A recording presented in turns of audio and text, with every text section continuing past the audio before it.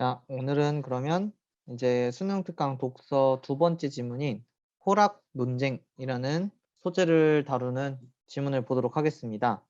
일단 이 지문 같은 경우에는 방금 제가 언급드린 것처럼 이제 호락 논쟁에 대한 소재를 다루고 있다고 말씀드렸지만 사실 이제 이 내용 보시면은 가지문이 있고요. 그리고 그 밑에 있는 나지문이 있는 것으로 확인해 봤을 때 요 이제 지문은 뭐 주제 통합이라고 볼 수도 있고 뭐 갈래 복합이라고도 볼 수 있는 가나 복합 지문의 성격을 가진 지문이다 이렇게 아시고 제가 설명하는 내용 따라오시면 되겠습니다. 자, 일단 그럼 가지문부터 들어갈 건데요. 자, 그러면은 이 본문 특히 1문단에서 하고자 하는 얘기가 뭔지 봅시다.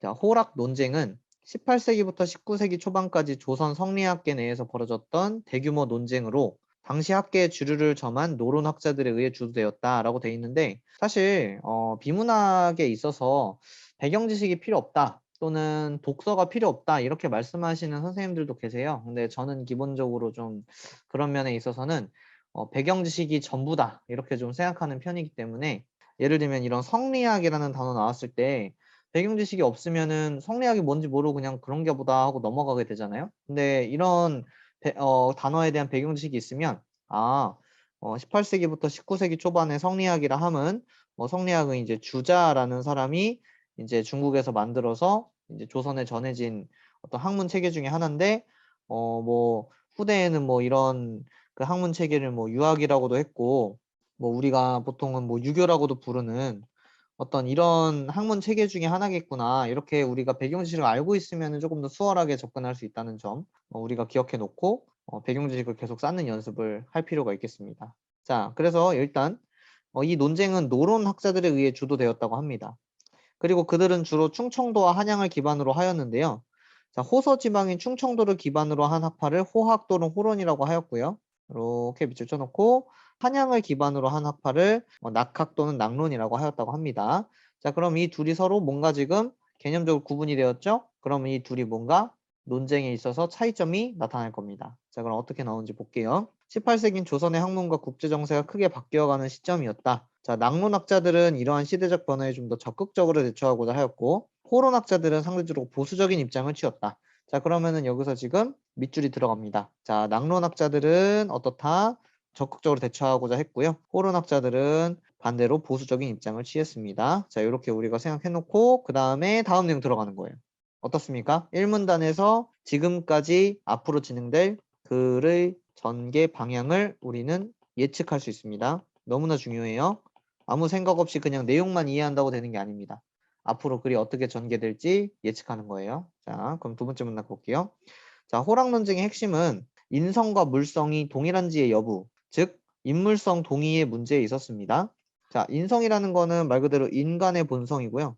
물성이라는 거는 뭐 사물 또는 인간이 아닌 것의 본성을 뜻하겠습니다. 자, 이는 오상에 대한 해석의 문제로 연결되었는데, 자, 오상은 인이 예지 신으로서 이는 윤리적인 덕성인 동시에 인간을 포함한 만물의 성에 해당합니다. 자, 오상은 다시 윤리적인 덕성이고요. 동시에 인간을 포함한 만물의 성. 성이라는 건 아까도 말씀드렸던 것처럼 본성에 해당합니다.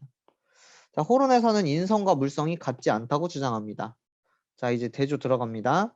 자, 호론은 아까 진보적, 그러니까 적극적으로 대처하고자 했나요? 아니면 보수적인 입장을 취했나요? 그렇죠. 얘는 보수적인 입장을 취했죠. 자, 이 보수적인 입장을 취한 호론에서는 인성과 물성이 같지 않다고 주장하였는데요. 자, 그 이유는 무엇이냐면 인간은 오상을 모두 갖추고 있지만 동물이나 식물은 오상을 온전히 다 갖추고 있지 못하다는 것을 의미했습니다. 자, 그리고 반대로 여기서 딱 끊어줘야 되겠죠? 자, 낙론에서는 인간이나 동물이 모두 인이예지신의 오상을 온전히 갖추고 있다는 입장을 취했습니다. 자, 아까도 말씀드렸던 것처럼 낙론은 더 적극적으로 대처하는 입장이었죠. 이렇게 정리가 됩니다. 자, 그 다음 문단입니다. 인간과 동물의 성이 같지 않다는 이론은 자, 여기서 이런 거 한자 단어 모르거나 이 맥락을 못 알아차리면 이 이론이 띠오리라고 생각할 수 있습니다. 무슨 말이냐면 어떤 뭐 예를 들면은 뉴턴의 뭐 만류인력의 이론 뭐 이런 이론이라고 생각할 수 있는데 이 이론이라는 건 다를 이자예요. 그래서 서로 다르다라는 뭐 논리, 논의 이런 뜻이에요. 그래서 서로 같지 않다는 이 다르다는 논리는 당연히 설득력이 있어 보입니다. 자, 다르다라고 말한 쪽이 호론이었나요? 낙론이었나요? 자, 이쪽이 바로 호론이었습니다. 이렇게 서로 어때요? 왔다 갔다 왔다 갔다 호론과 낙론이 헷갈리게 교차되고 있는 거 보이십니까? 그럼 우리는 읽으면서 이 왔다 갔다 하는 내용을 확실하게 잘 파악하는 연습을 해줘야 되겠죠. 자, 동물에게 오상과 같은 윤리적 덕상이 있다고 가정하는 것이 혹 가능할지라도 적어도 자, 인간과 동일한 수준에서 오상을 갖추고 있다고는 도저히 생각할 수가 없기 때문이죠. 자, 하지만 성에 대한 아까 말씀드렸던 본성에 대한 성리학의 원론적인 정의에 입각한다면 동론 나오잖아요. 동론은 자, 같다는 논리. 아까 말씀드렸죠? 이 이론이 띠오리라는 뜻이 아니라니까요. 서로 대조됩니다. 이론과 동론은 대조되는 개념이에요. 즉 인간과 동물의 성이 같다는 주장을 전적으로 거부하기 어렵습니다. 자, 그러니까 다시 이렇게 얘기할게요. 이론은 우리의 상식적으로는 설득력이 있어 보입니다. 하지만 성리학의 원론적인 정의에 입각한다면 동물과 인간의 성이 같다는 주장을 전적으로 거부하기는 어렵다라는 내용이 여기 지금 나오고 있고요. 자, 그 다음 성리학에서 성을 우주와 만물이 존재할 수 있도록 해주는 궁극적인 근거가 되는 원리인 이에 해당하는 것으로 보기 때문입니다. 자, 이 이라는 것도 이제 뭐 윤리와 사상을 공부한 친구들은 알 수 있죠. 이 이는 이제 보편적인 어떤 운행 원리 같은 겁니다. 그래서 이제 이기론이라는 거를 이제 그 우리 그 퇴계 이황과 그 율곡이의 그 어떻게 보면은 동양 철학 사상에서 배우는 개념 중에 하나인데요. 사실 이 이는 뭐 완벽하게 이해할 필요 없이 지금 여기에 써져 있는 내용 그대로만 이해하면 됩니다. 자, 궁극적인 근거가 되는 원리를 이라고 하는데요. 이 이는 모든 사물들이 다 가지고 있는 거라고 볼 수 있어요. 그래서 이러한 절대적인 존재인 이에 해당하는 성은 사람이든 동물이든 모두 일치하지 않을 수 없다는 거죠. 자, 이런 말이 어렵죠. 일치하지 않을 수 없다? 그럼 일치한다는 거예요? 일치하지 않는다는 거예요? 당연히 일치한다는 거겠죠. 부정의 부정. 자, 그래서 이러한 이론과 동론 간의 논쟁은 어느 한쪽으로 귀결되지 못한 채 경서 해석과 관련된 관념적 논쟁으로 심화되었다. 이렇게 끝납니다. 자, 일단은 경서 해석의 경서는 경전이죠, 경전. 경전 가지고 뭐 예를 들면 우리가 뭐 들어봤을지 모르겠지만 사서삼경 이런 뭐 논어 맹자 이런 유학의 뭐 그러니까 7권의 경전들이 있고요. 뭐 대표적으로 우리가 가장 잘 알고 있는 경전 중에 하나는 성경이죠, 성경.